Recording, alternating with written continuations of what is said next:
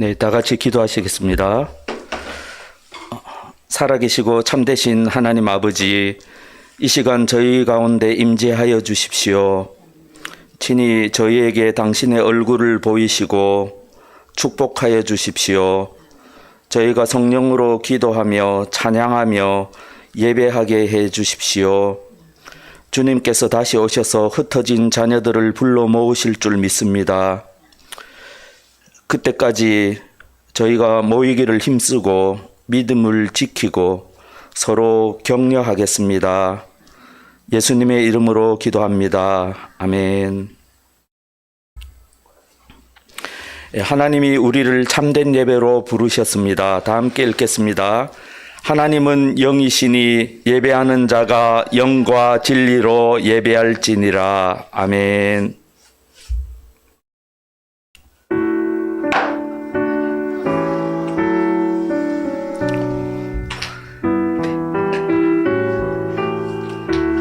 네, 다시 하겠습니다. 죄송합니다. 아까 그 컴퓨터가 재시동되고 나서 좀 이상해진 것 같습니다.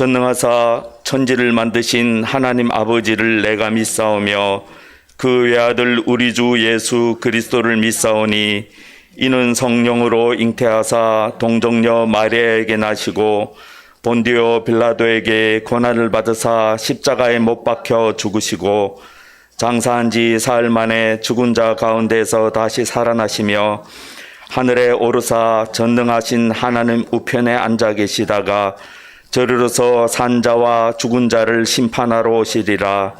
성령을 믿사오며 거룩한 공회와 성도가 서로 교통하는 것과 죄를 사하여 주시는 것과 몸이 다시 사는 것과 영원히 사는 것을 믿사옵나이다. 아멘.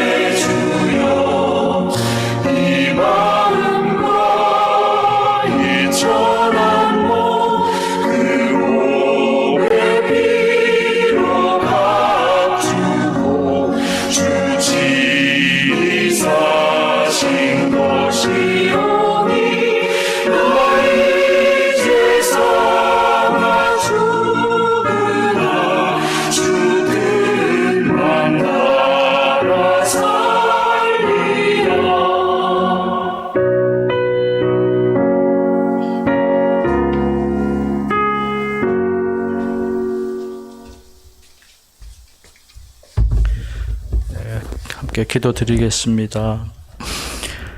이 땅에 생명을 창조하시고 모든 우주와 시간과 공간을 창조하신 하나님 아버지를 경외하고 찬양합니다.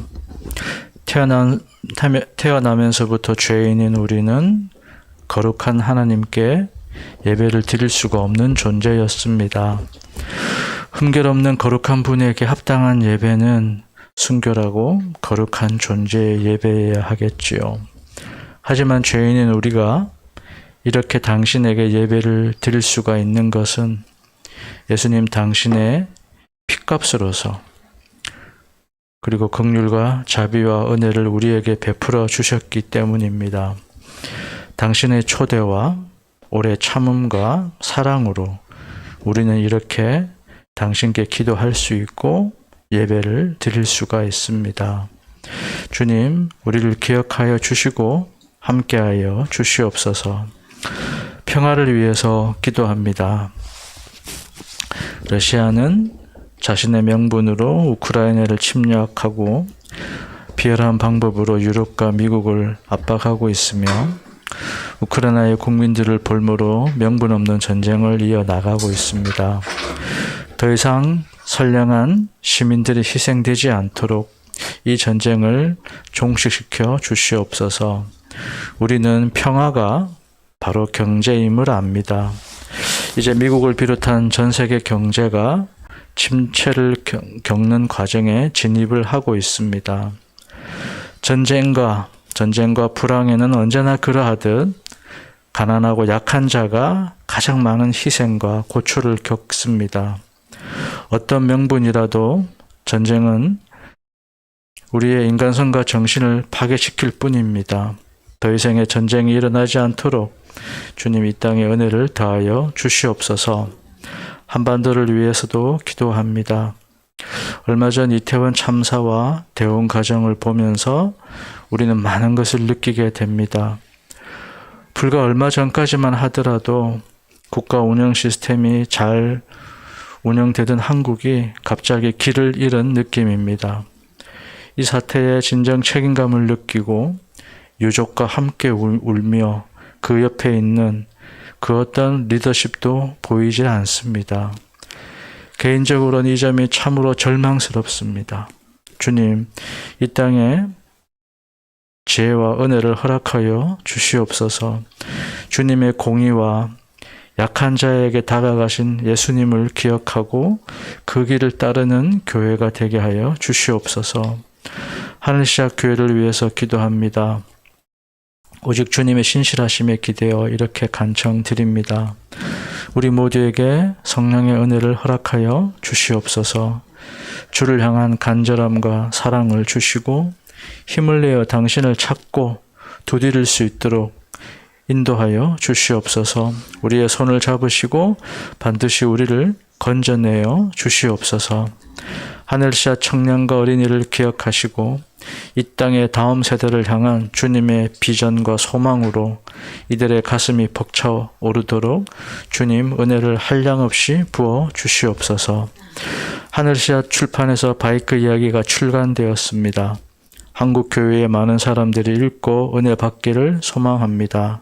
하늘시아 출판에도 새로운 인물과 방향성을 허락하여 주시옵고 주님이 기뻐하시는 사역이 되기를 소망합니다.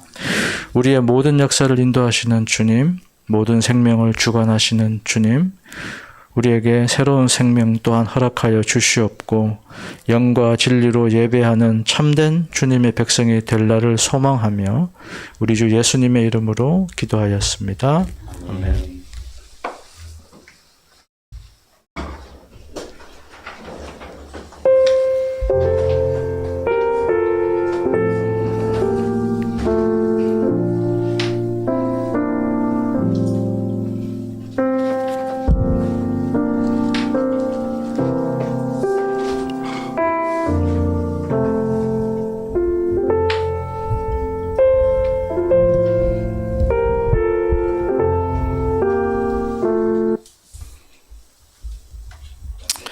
기도하시겠습니다. 살아계시고 참되신 하나님 아버지, 주님의 말씀은 저희 발의 등이요 저희 길의 빛입니다. 말씀으로 저희의 죽은 양심과 말라붙은 심령에 생명을 주십시오. 아버지께서 약속하셨습니다. 목마른 자에게 물을 주며 마른 땅에 시내가 흐르게 하며 하나님의 영을 우리에게, 하나님의 복을 우리 후손에게 부어주신다고 약속하셨습니다. 저희가 목마릅니다. 약속하신 생수의 강을 저희에게 허락해 주십시오. 예수님의 이름으로 기도합니다. 아멘. 예, 제가 말씀 읽겠습니다. 사무엘이 이르되 여호와께서 번제와 다른 제사를 그의 목소리를 청종하는 것을 좋아하심같이 좋아하시겠나이까. 순종이 제사보다 낫고 듣는 것이 수량의 기름보다 나으니 이는 거역하는 것은 점치는 죄와 같고 완고한 것은 사신 우상에게 절하는 죄와 같음이라. 왕이 여호와의 말씀을 버렸으므로 여호와께서도 왕을 버려 왕이 되지 못하게 하셨나이다 하니. 하나님이 왜 사울을 버리셨습니까? 불순종 때문입니다. 선택받은 하나님의 백성이라 할지라도 사울처럼 버림받을 수가 있습니다.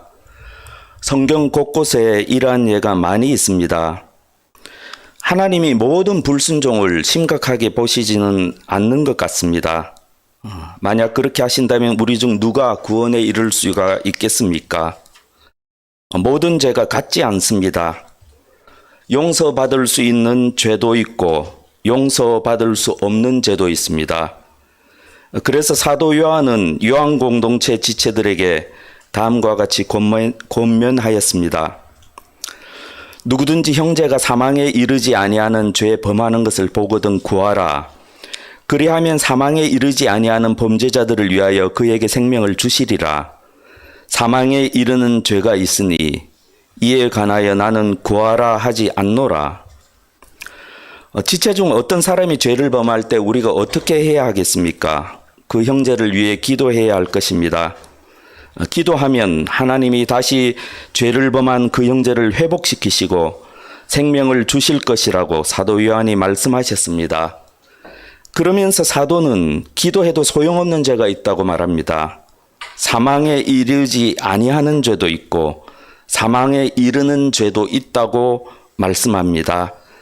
사망에 이르는 죄를 범한 형제를 위해서는 기도해도 소용이 없다고 말합니다. 구체적인 사례가 사울왕의 경우입니다. 사울왕이 얼마나 큰 축복을 받았습니까? 그런데도 얼마나 비참하게 되었습니까? 하나님은 사울왕의 사례를 성경에 분명하게 새겨놓으시고 오고 가는 모든 세대에 경고하셨습니다. 네가 나의 축복을 받았느냐? 네가 나의 선택과 인도와 구원을 확신하느냐? 하지만 조심해라. 깨어있으라. 너도 만약 사울처럼 내 말을 거역하면 버림을 받을 것이다. 하나님이 여러분을 협박하시는 것이 아닙니다. 하나님은 여러분 모두가 다 구원받기를 바라십니다. 하나님은 성경을 읽으며 의아하게 생각합니다. 야곱은 에서보다 더 좋은 사람인가? 에서가 오히려 더 인간적이지 않는가? 그런데도 왜 하나님은 야곱은 사랑하시고 에서를 미워하시는가? 참으로 정당한 질문이라고 할 수 있습니다. 왜 다윗은 영원한 축복을 받았고 사울은 영원한 버림을 받았는가? 과연 다윗이 사울보다 더 훌륭한 인간인가? 더 나아가서 이런 질문도 하실 수가 있습니다. 그렇다면 과연 하나님은 정의로우신가? 하나님은 도덕적이신가? 하나님은 공정하게 판단하시는가? 사랑하는 하늘시학교회 지체 여러분, 이 모든 오해는 죄에 대한 제각각의 개념 때문입니다. 성경이 말하는 죄와 세상이 말하는 죄는 전혀 다릅니다. 성경이 말하는 죄는 하나님과의 관계에 대한 개념입니다. 성경에서 죄는 하나님과 관련되기에 본질적으로 영적입니다. 하지만 세상에서 말하는 죄는 종교적이거나 도덕적이거나 법적입니다. 그러므로 세상 사람들은 자신이 법적인 죄, 도덕적인 죄, 종교적인 죄를 짓지 않기에 죄인이 아니라고 말합니다. 세상 사람들은 죄를 자신과 다른 사람 안에서만 생각하고 살아계신 하나님과 관련짓지 못합니다. 인간의 관점에서만 죄를 바라보고 하나님의 관점에서는 죄를 보지 못합니다. 사무엘 선지자는 사울왕에게 불순종이 죄라고 말했습니다. 불순종이 죄입니다. 거역하는 것은 점치는 죄와 같고 완고한 것은 사신 우상에게 절하는 죄와 같음이라. 새 번역은 다음과 같이 번역하였습니다. 거역하는 것은 점을 치는 죄와 같고 고집을 부리는 것은 우상을 섬기는 죄와 같습니다. 하나님은 사무엘을 통해 사울에게 말씀하셨고 사울은 고집을 부리며 하나님의 말씀을 거역하였습니다. 이것이 사태의 진상이고 죄의 본질입니다. 사무엘 선지자는 불순종이 하나님이 가장 싫어하시는 죄와 같다고 말했습니다. 하나님이 가장 싫어하시는 점을 치는 죄와 같고 우상을 섬기는 죄와 같다라고 말씀하셨습니다. 하나님은 사울을 선택하시고 인도하시고 사용하셨습니다. 성령께서는 사울에게 임재하셔서 그로 하여금 예언하게 하셨습니다. 사울을 이스라엘의 구원자로 세우셨습니다.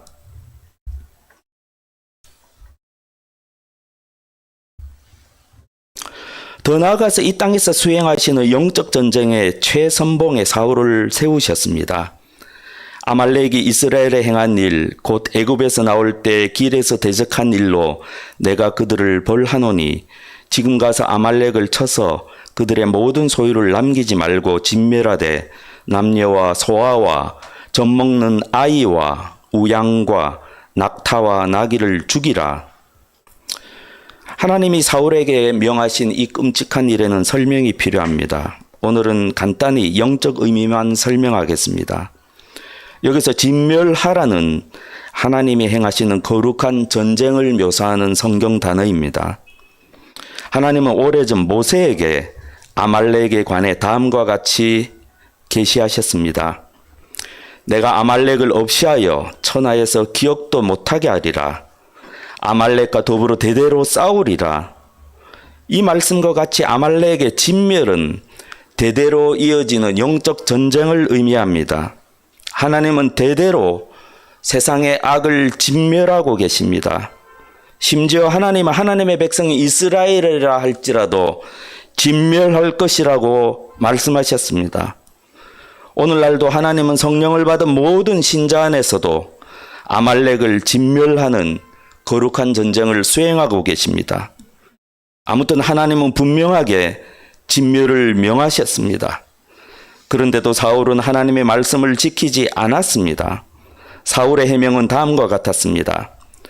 나는 실로 여호와의 목소리를 청종하여 여호와께서 보내신 길로 가서 아말렉 왕 아각을 끌어왔고 아말렉 사람들을 진멸하였으나 다만 백성이 그 마땅히 멸할 것 중에서 가장 좋은 것으로 길갈에서 당신의 하나님 여호와께 제사하려고 양과 소를 끌어왔나이다.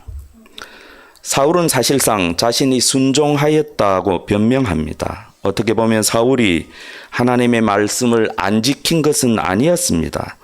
지켰다고 볼 수도 있습니다. 사울은 아말렉 사람들을 진멸하였고 가장 좋은 가축을 하나님을 위해 남겼을 뿐입니다. 사랑하는 지체 여러분, 분명히 기억하시기 바랍니다. 하나님이 신자에게 요구하시는 것은 항상 온전한 순종입니다. 반쪽짜리 순종이 아닙니다. 부분적인 순종은 오히려 하나님의 뜻을 어그러뜨리고 하나님의 구원사에 방해가 됩니다. 하나님은 당신의 백성을 구원하시는 일에 대해서 항상 온전한 순종만을 요구하시고 온전히 순종하는 사람만 사용하십니다. 온전한 순종을 할 때만 우리 가운데, 우리 가정 가운데, 우리 교회 가운데, 그리고 대한민국 가운데 하나님이 역사하시고 하나님의 뜻이 이루어져 갑니다. 옛 이스라엘이 왜 망했습니까? 바벨론과 손잡으라는 계시가 도무지 이해가 안 되어서 합리적이고 인간적인 판단을 했던 것 때문에 망하지 않았습니까? 사랑하는 지체 여러분, 사울처럼 이만하면 되었다고 절대로 말하지 마십시오.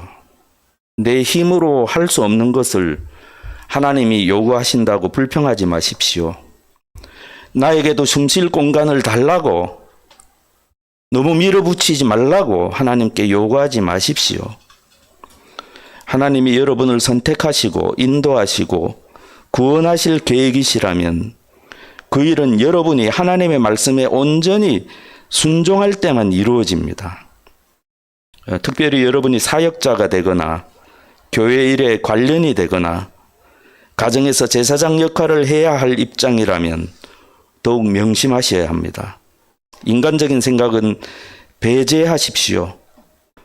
오직 하나님의 말씀만 따르십시오.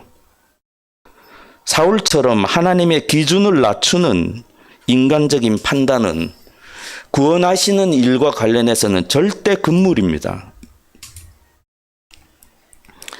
하나님의 성전과 우상이 어찌 일치가 되리요? 우리는 살아계신 하나님의 성전이라. 이와 같이 하나님께서 이르시되 내가 그들 가운데 거하며 두루 행하여 나는 그들의 하나님이 되고 그들은 나의 백성이 되리라. 그러므로 너희는 그들 중에서 나와서 따로 있고 부정한 것을 만지지 말라. 내가 너희를 영접하여 너희에게 아버지가 되고 너희는 내게 자녀가 되리라. 전능하신 주의 말씀이니라 하셨느니라. 그런즉 사랑하는 자들아, 이 약속을 가진 우리는 하나님을 두려워하는 가운데 거룩함을 온전히 이루어 육과 영의 온갖 더러운 것에서 자신을 깨끗하게 하자. 하나님이 우리를 선택하시고 인도하시고 구원하시는 목적이 무엇입니까? 그것은 우리 안에 아말렉을 진멸하시는 것입니다. 귀한 것뿐만 아니라 천한 것들도, 큰 것뿐만 아니라 아주 작은 먼지나 오염물까지도, 종교적으로 뭔가 쓸모 있어 보이는 반짝이는 것들까지 모두 진멸해야 합니다. 우리가 절대 순종으로 하나님 앞에 설 때 하나님은 역사하시고 하나님의 일을 이루어 가십니다.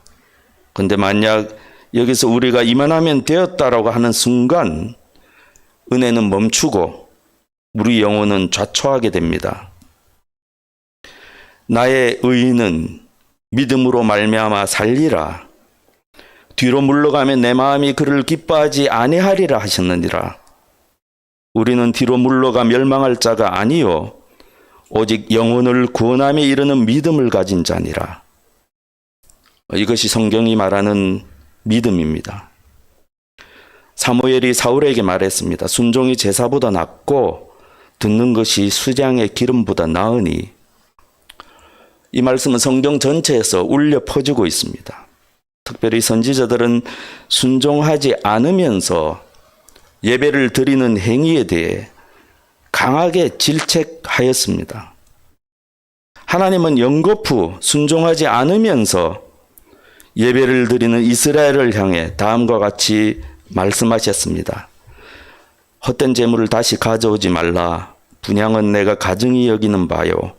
월삭과 안식일과 대회로 모이는 것도 그러하니 성회와 아울러 악을 행하는 것을 내가 견디지 못하겠노라.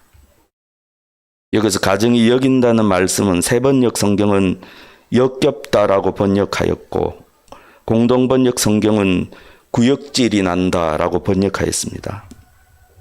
이사야, 예레미야, 호세야, 미가, 스가랴 선지자도 비슷한 말씀을 하셨습니다. 하나님이 하나님 백성에게 진정으로 무엇을 계시하시는지, 무엇을 원하시는지 아주 명백하게 계시하셨습니다. 하나님이 하나님 백성에게 요구하신 것은 순종이지 예배가 아닙니다. 사울은 예배를 드렸지만 순종하지 않았기에 버림을 받았습니다. 종교적인 행위를 하나님이 기뻐하신다는 것은 대단히 착각입니다. 하나님은 종교적인 행위를 기뻐하지 아니하시고 말씀에 순종하는 것을 기뻐하십니다. 그래야 순종하는 자의 예배는 받으시고 순종하지 않는 자의 예배는 받지 않으십니다. 순종하는 예배자는 사랑으로 인도하시고 순종하지 않는 예배자는 버리십니다. 그런데도 많은 신자가 자신이 정성껏 예배하고 열심히 종교적 활동에 참여하기에 하나님이 자신을 사랑하시고 보호하시고 인도하실 것이라고 착각합니다. 그러면서 자신은 은혜로 구원을 받은 것이지 행위로 구원을 받은 것이 아니라는 거짓된 보호막으로 순종이 없는 예배를 정당화합니다. 본문 말씀은 너무나 분명하게 불순종은 점치는 죄와 같고 완고한 것은 사신우상에게 절하는 죄와 같다라고 말씀하십니다. 이러한 영적 원리는 사무엘 때나 지금이나 전혀 달라지지 않았습니다.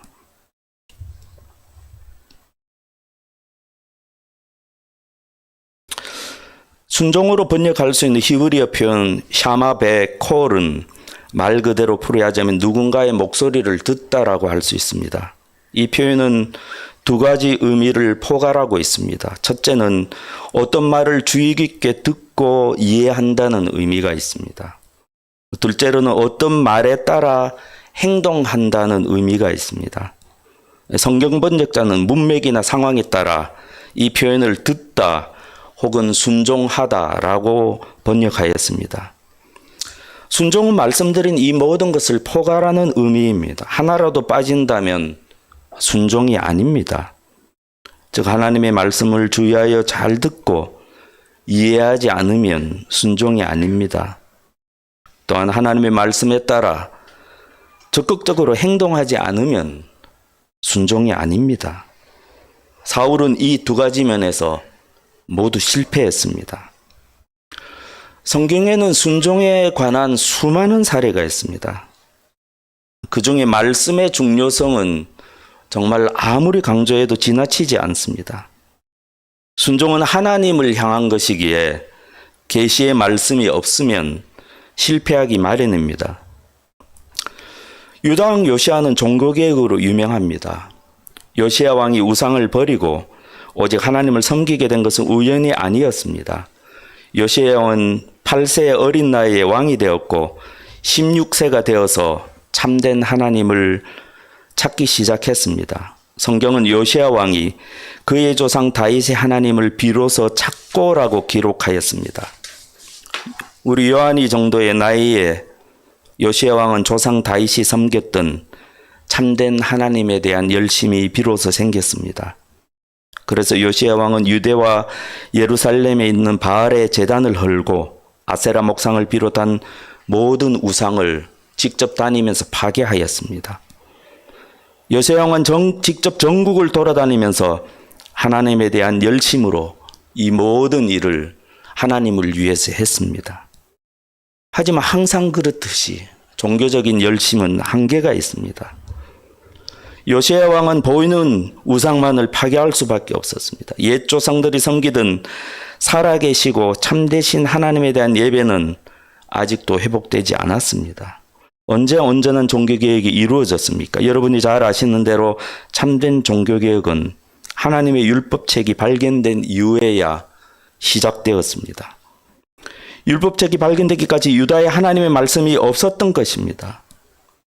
하나님의 말씀이 주어지자 요시야 왕과 온 유다 백성들이 참된 회개를 할 수 있었고 참된 예배를 회복할 수가 있었습니다.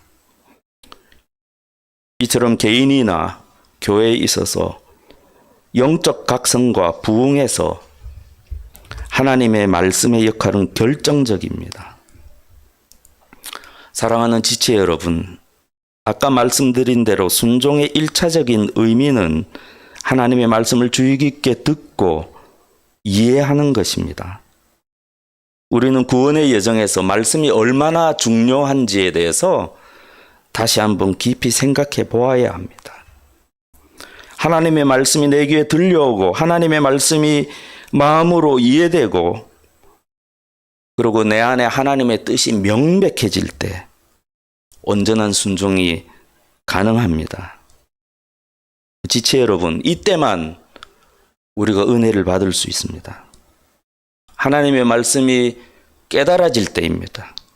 우리의 종교적인 열심이 아니라 하나님의 말씀이 시작입니다. 하나님의 말씀이 내 생각을 거쳐서 내 마음에 박힐 때 하나님의 말씀이 나의 지성뿐만 아니라 감정과 의지를 사로잡을 때 그때 은혜의 문이 열리고 참된 순종의 가능성이 열립니다. 말씀이 없는 종교적인 열정은 마귀에게 이용당하기 십상입니다. 하나님의 말씀은 성령의 검입니다.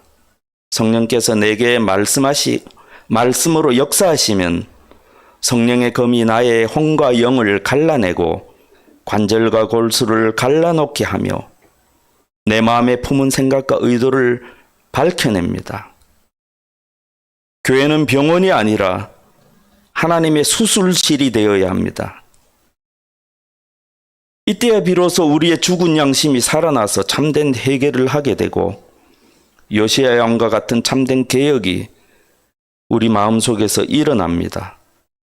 성령께서 우리 마음에 숨어있던 모든 우상을 드러내시고 내 마음의 우상을 하나하나 진멸하시고 그래서 오직 살아계시고 참되신 하나님만 섬길 수 있도록 하십니다. 이러한 일은 구원의 여정에 놓여 있고 인도하심이 분명한 모든 신자가 경험하는 것입니다. 그래서 에드워즈는 성령 역사의 분명한 증거로 다음과 같이 말합니다. 미혹의 영은 사람들로 하여금 하나님 입에서 나오는 교훈을 구하도록 만들지는 않을 것입니다. 미혹의 영이 사람들을 속이기 위하여 오류가 없는 하나님의 말씀을 존중하게 하고 말씀을 깊이 생각하게 하며 말씀에 정통하게 만들겠습니까? 어둠의 왕이 어둠의 나라를 발전시키기 위해 사람들을 태양으로 인도하겠습니까? 성경에 대한 높은 관심과 사랑이 바로 성령께서 역사하시는 하나의 분명한 증거입니다. 지체 여러분, 여러분이 현재 하나님의 말씀을 사랑하여 하나님의 말씀을 구하고 계신다면 여러분은 성령의 인도하심에 놓여 있을 가능성이 많습니다. 그런데 만약 여러분의 마음에 종교적 열망이 넘친다고 할지라도 하나님의 말씀을 간절하게 구하는 열정이 동시에 있지 않다면 여러분은 그리스도인으로서 길을 잃으셨습니다. 어떤 분은 하나님의 말씀에 대한 이 모든 열정이 과거의 경험일 것입니다. 그런데 그 과거의 경험이 하나님의 은혜로운 진정한 역사였다면 여러분 스스로 아실 것입니다. 하나님 말씀에 대한 사랑이 여러분 안에서 다시 회복되지 않으면 여러분의 장래는 어둡습니다. 반면에 여러분 안에 하나님의 말씀에 대한 사랑이 회복되고 그 사랑이 여러분을 순종으로 이끌어감을 느끼고 계시다면 축하합니다. 성령께서 여러분을 인도하고 계십니다. 반면에 여러분의 마음이 말씀에 대해 여전히 냉랭하고 여전히 회복할 기미가 없다면 조심하십시오. 여러분의 영혼은 지금 위험한 상태입니다. 사울왕은 하나님의 말씀을 들었습니다. 하나님의 사람인 사무엘은 하나님의 말씀을 왜곡 없이 정확하게 전달하였습니다. 그런데도 사울왕은 결국 버림받은 자가 되고 말았습니다. 하나님이 다윗은 구원하시고 사울은 버리셨습니다. 하나님은 이 일을 선택을 받은 자와 버림을 받은 자에 대한 영원한 교훈으로 성경에 깊이 새겨놓으셨습니다. 사무엘이 기름 뿔병을 가져다가 그의 형제 중에서 그에게 부었더니 이날 이후로 다윗이 여호와의 영에게 크게 감동되니라. 사무엘이 떠나서 라마로 가니라. 여호와의 영이 사울에게서 떠나고 여호와께서 부르시는 악령이 그를 번뇌하게 한지라. 사무엘서 기자가 의도적으로 대조한 것이 보이십니까? 한 사람에게는 성령께서 임재하셨습니다. 그리고 다른 한 사람에게는 성령이 떠나시고 악령이 내렸습니다. 죄의 삭은 사망입니다. 아담과 하와도 그랬습니다. 선택하셨지만 버림받은 모든 영혼의 슬픈 과거입니다. 마귀는 하나님 백성을 타락시켜 하나님을 떠나게 만듭니다. 마귀는 시대에 따라 교활한 계략으로 하나님 백성과 교회를 유혹해 왔습니다. 마귀가 성공한 캠페인 중 하나가 믿음에서 순종을 떼어낸 것입니다. 마귀는 늘 그렇게 했듯이 하나님의 말씀을 변개하여 하나님의 자녀들을 속였습니다. 마귀는 율법과 믿음이라는 프레임을 사용해서 하나님의 말씀을 변개했습니다. 우리는 율법으로 구원받는 것이 아니라 믿음으로 구원받습니다. 너무나 당연한 하나님의 말씀이며 진리입니다. 하지만 마귀는 선한 이 프레임을 이용해서 믿음에서 교묘하게 행위를 떼어내었습니다. 사도 바울의 글을 비롯해서 신약 성경의 많은 부분이 유대인의 공격하여서 쓰여졌습니다. 일부 유대 기독교인들은 믿음으로 뿐만 아니라 율법으로도 구원받는다고 강하게 주장하였습니다. 그렇게 당연히 사도 바울은 오직 믿음, 오직 은혜를 강조하셔야 했습니다. 하지만 우리가 로마서를 유심히 살펴보면 사도 바울은 한 번도 결코 믿음에서 순종을 분리하지 않았습니다. 여러 번 말씀드렸지만 두 구절만 다시 한 번 더 보겠습니다. 그로 말미암아 우리가 은혜와 사도의 직분을 받아 그의 이름을 위하여 모든 이방인 중에서 믿어 순종하게 하나니, 로마서의 앞부분에 있는 구절입니다. 이 말씀에서 믿음과 순종은 한 세트입니다. 분리할 수가 없습니다. 믿음 안에 순종이 있기에 순종이 없는 믿음은 허구입니다. 사랑하는 지체 여러분, 이 말씀을 명심하십시오. 그래 하루속히 사형리식의 값싼 복음을 마음에서 지우십시오. 온전한 순종 없는 구원은 있을 수가 없다는 사실을 명심하십시오. 나의 생명을 다해 주님께 순종하겠다는 처절한 결단 없이 주님께 아무것도 받을 수 없다는 사실을 잊지 마십시오. 다음은 로마서의 마지막 부분에 나오는 구절입니다. 여기에서 사도 바울은 하나님을 찬양하며 모든 민족이 복음을 믿는 일이 선지자들의 예언이 성취되는 과정이라고 말합니다. 여기에서도 복음은 모든 민족이 믿어 순종하게 하는 것이라고 말씀하셨습니다. 이제는 나타내신 바 되었으며 영원하신 하나님의 명을 따라 선지자들의 글로 말미암아 모든 민족이 믿어 순종하게 하시려고 알게 하신 바 그 신비로운 계시를 따라된 것이니, 이 복음으로 너희를 능히 견고하게 하실 지혜로우신 하나님께 예수 그리스도로 말미암아 영광이 세세무궁하도록 있을지어다. 사랑하는 지체 여러분, 여기에 복음이 있습니다. 복음이 영광스러운 이유는 아무 공로가 없이 오직 하나님의 은혜로 구원을 받기 때문만이 아닙니다. 복음이 영광스러운 이유는 단지 아무런 자격 없는 우리가 하나님의 은혜로 하나님의 자녀가 되는 권세를 받기 때문만이 아닙니다. 복음이 진정으로 영광스러운 이유는 복음으로 내가 예수님께 온전히 굴복하여 예수님이 나의 마음에서 나의 최고봉이 되시기 때문입니다. 복음이 영광스러운 이유는 복음이 모든 만물을 예수님께 온전히 복종하게 만들기 때문입니다. 사랑하는 지체 여러분, 오직 하나님만이 영광을 받으실 것입니다. 이것이 영광스러운 복음입니다.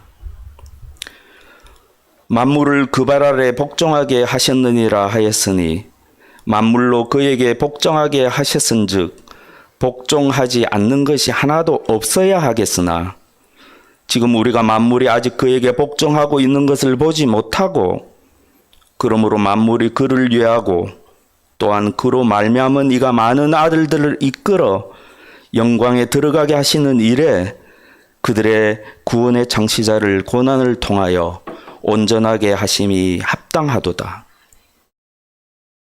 우리 구주 예수님이 왜 우리 구원의 창시자가 되셨습니까? 예수님은 하나님 아버지에 대한 절대 순종으로 죽음을 맛보셨습니다. 그래야 예수님과 함께 하나님의 아들 된 신자들은 죽음을 맛보지 않고 영광으로 들어가게 되었습니다.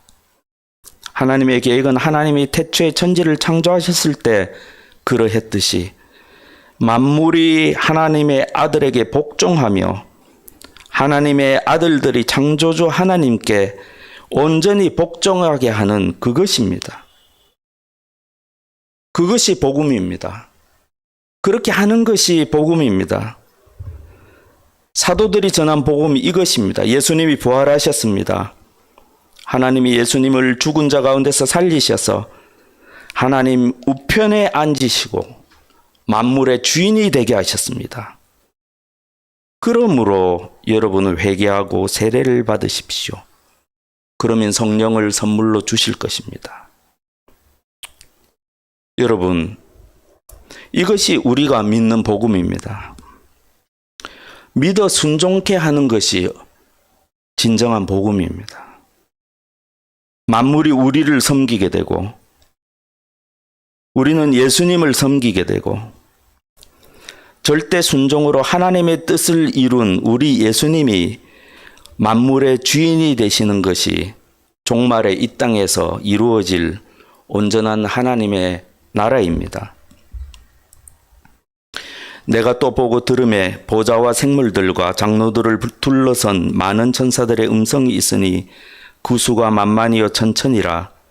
큰 음성으로 이르되 죽임을 당하신 어린 양은 능력과 부와 지혜와 힘과 존귀와 영광과 찬송을 받으시기에 합당하도다 하더라. 또 내가 들으니 하늘 위에와 땅 위에와 땅 아래와 바다 위에와 또 그 가운데 모든 피조물이 이르되 보좌에 앉으신 이와 어린 양에게 찬송과 존귀와 영광과 권능을 세세토록 돌릴지어다 하니 내 생물이 이르되 아멘 하고 장로들은 엎드려 경배하더라. 그러므로 장차올 시대에 장차올 하나님 나라에 순종하지 않은 존재들은 설 자리가 없습니다. 하나님의 뜻이 이 땅에 온전히 이루어질 그날에는 모든 만물이 주님을 경배하고 온전히 주님을 섬기게 됩니다. 여러분, 마귀에게 속지 마시기 바랍니다. 성경의 처음부터 끝까지 관통하는 진리는 율법과 믿음의 프레임도 아니요, 율법과 은혜도 아니요, 순종의 프레임입니다. 우리는 구약에서 율법과 은혜의 프레임을 발견할 수 없습니다. 왜 그렇습니까? 율법과 은혜는 하나이기 때문입니다. 우리는 야고보서에서 율법과 은혜의 프레임을 발견할 수가 없습니다. 왜냐하면 야고보 선생님은 우리에게 율법과 믿음은 하나라고 말씀하고 계시기 때문입니다.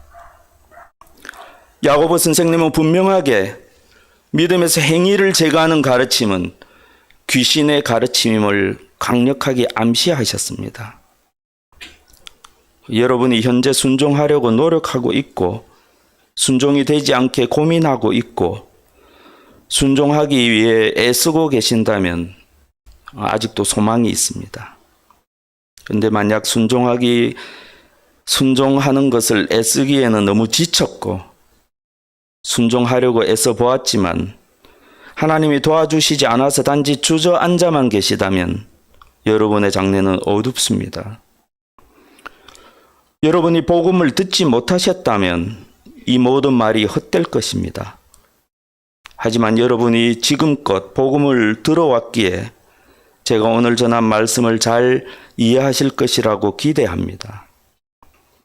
하나님은 여러분이 걸어야 할 길을 분명하게 알려주셨습니다. 여러분의 가야 할 길은 십자가의 길이고 그리고 순종의 길입니다. 우리 구원의 창시자이신 예수님이 걸으신 그 길을 우리도 따라가야 합니다. 신구약 성경을 관통하는 하나님 백성을 위한 하나님의 간절한 마음은 순종하라는 이 한마디 말씀에 담겨 있습니다. 사랑하는 하늘시학교의 지체 여러분, 여러분이 교회를 10년 다니고 20년 다녀도 더 깊은 순종으로서의 성장과 변화가 없다면 영적으로 죽은 상태라고 보아야 합니다. 저는 여러분이 아시다시피 조지 휘필드나 존 웨슬리가 아닙니다. 그분들은 깊은 기도 가운데 하나님의 얼굴을 뵙던 분들이었기에 그들의 설교에는 거룩한 열정이 넘칩니다. 또 아무리 강하게 말하더라도 또 성령의 기름 부음이 있기에 그 가운데 하나님의 은혜가 있습니다. 그래 설교를 들은 사람 가운데 회개가 일어나고 구원의 역사가 넘치게 됩니다.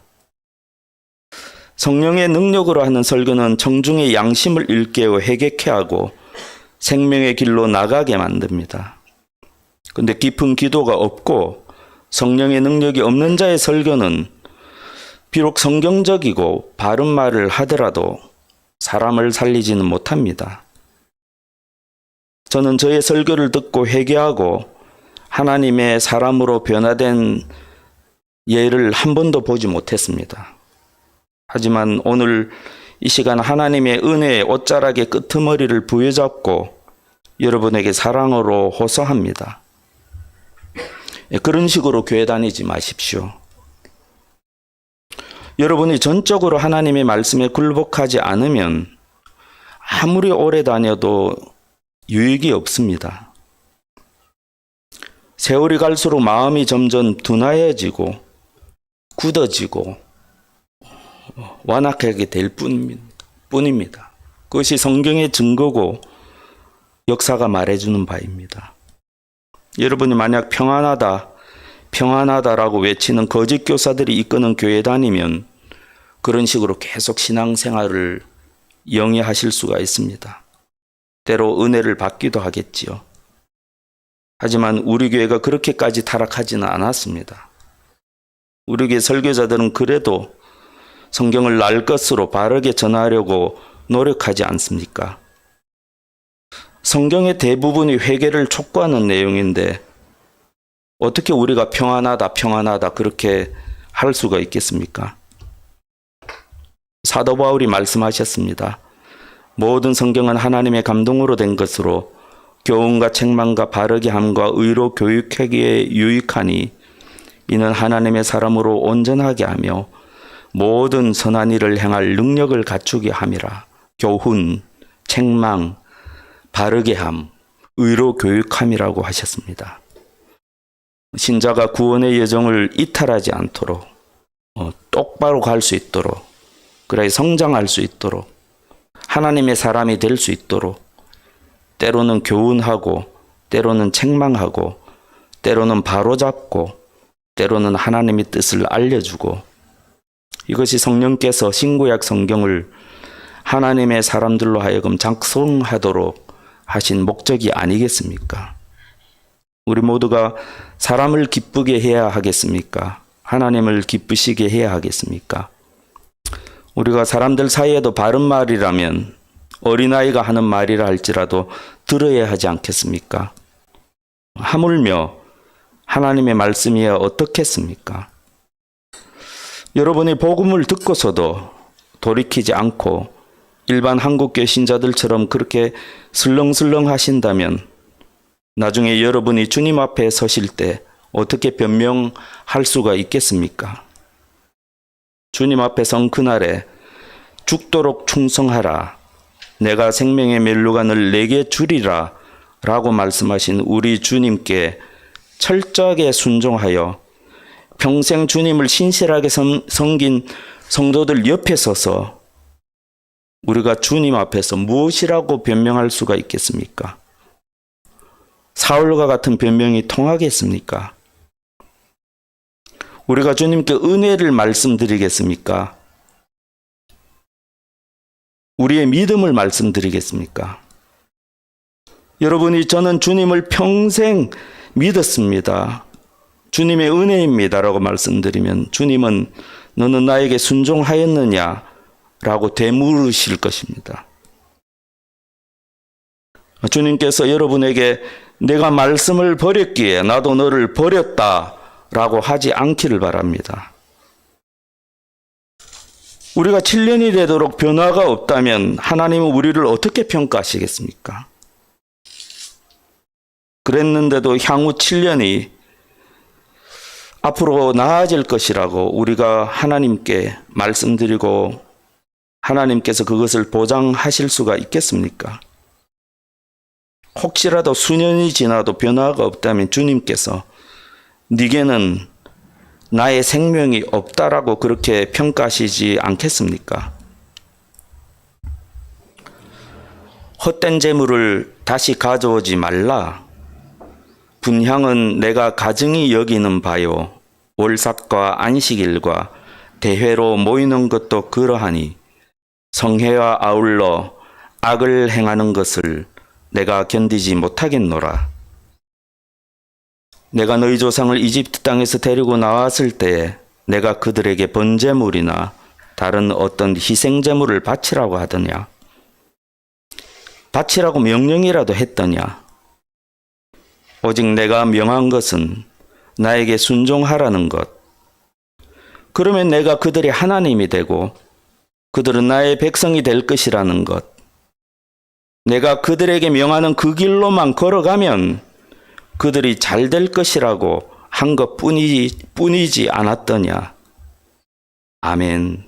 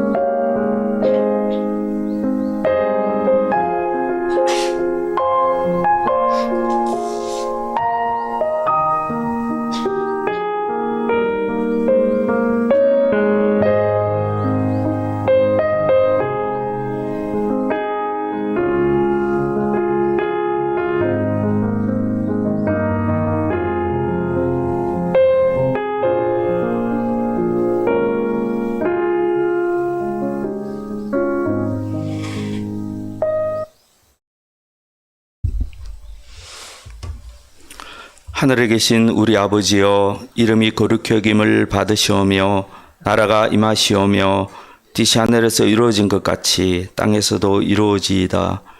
오늘 우리에게 일용할 양식을 주시옵고 우리가 우리에게 죄 지은 자를 사하여 준 것 같이 우리 죄를 사하여 주시옵고 우리를 시험에 들게 하지 마시옵고 다만 악에서 구하시옵소서.